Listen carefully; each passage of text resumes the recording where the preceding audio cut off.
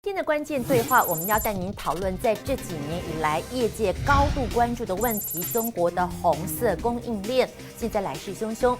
IC 设计的龙头也是大厂联发科，为了甩开中国的一个追兵，董事长蔡云介在2012年做了很大的突破，他启用了瑞典籍的行销长，希望用国际品牌战来创造更多利润。到底如何来甩开目前中国追兵，又如何挑战高通这个领导地位呢？带您看看今天的关键对话。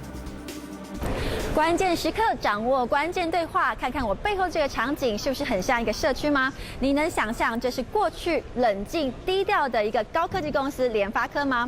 联发科在这2年变得越来越亲民，这背后代表的是物联网的趋势。而今天关键对话为您邀请到就是打造这一切的主要推手行销长Johan Lodenus 先生，要来和我们一起聊一聊。Some people in your team is from H&M, the fast fashion company, and they think your image is kind of related to H&M, means provide high quality product and fair price. I think so, but the tech industry is a little bit different in that, we really have some heavy-duty engineering going into these things, and they are really the best engineered and the most advanced things you can buy, right? At the same time, they're very cost-effective. So I think it's like a mix of H&M and, something very high-tech, like a space program. 有着丰富的肢体语言，来自瑞典的Johan是联发科首位的高阶洋将。2012年走马上任，几波行销从 Everyday Genius 到 Hello Everything， 已经大刀阔斧打亮国际门面，让低调了16年的 IC 设计公司多了品牌光环。You once said in your MWC presentation that we are in a transition period to a brand new world. So where are we now and where we are going next? We're at one of the most dynamic periods in the evolution of mankind, if you so want to say, because we're in a transition between historic times and a brand new world. And this transition time is only a period of maybe 20 years, 10, 20 years. And where we're going is a place where everybody is connected and most things are connected. More people in the world have disposable income. Most people are middle class, as opposed from the past, where most people actually were poor. They lived on a subsistence level, right? And also, lastly, in the brand new world, information is available to everybody at the same time, and the same information. It's never happened before, in the past.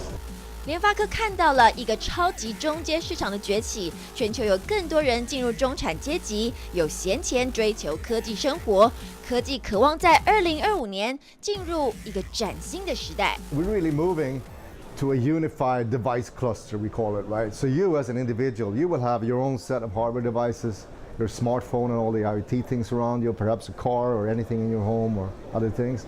These things will all be connected together in the cloud, and all the apps will be connected, and hardware-wise the devices will work in a unified fashion, meaning that they can borrow resources from one another.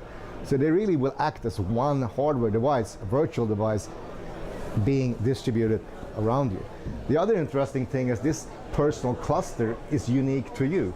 Nobody else probably will have exactly the same cluster as you and exactly the same apps, and certainly not exactly the same user behavior as you do. Only you will.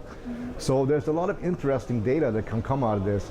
For people who are making devices, they can actually really target in on what the user demands. So you can meet the user requirements much more fine-tuned and do much more segmentation. From a user perspective, it's also good because you can set criteria for what are you looking for, or look at statistics. The system will also tell you perhaps that some pattern that you do.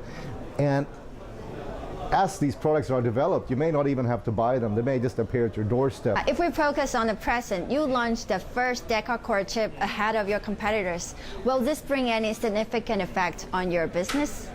Yes, of course. That's why we did it. What kind no, of but the thing is that it may not be well known, but at MediaTek, we've been leading in multiprocessor technology since about 2 years ago when we launched the first big. LITTLE architecture. Close the gap between you and your competitor like Qualcomm in premium market?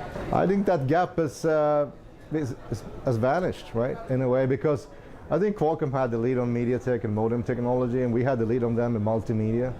And in terms of multiprocessor technology, well, I argue that we have the lead because we've done it for longer than anybody else in the portable mobile space. And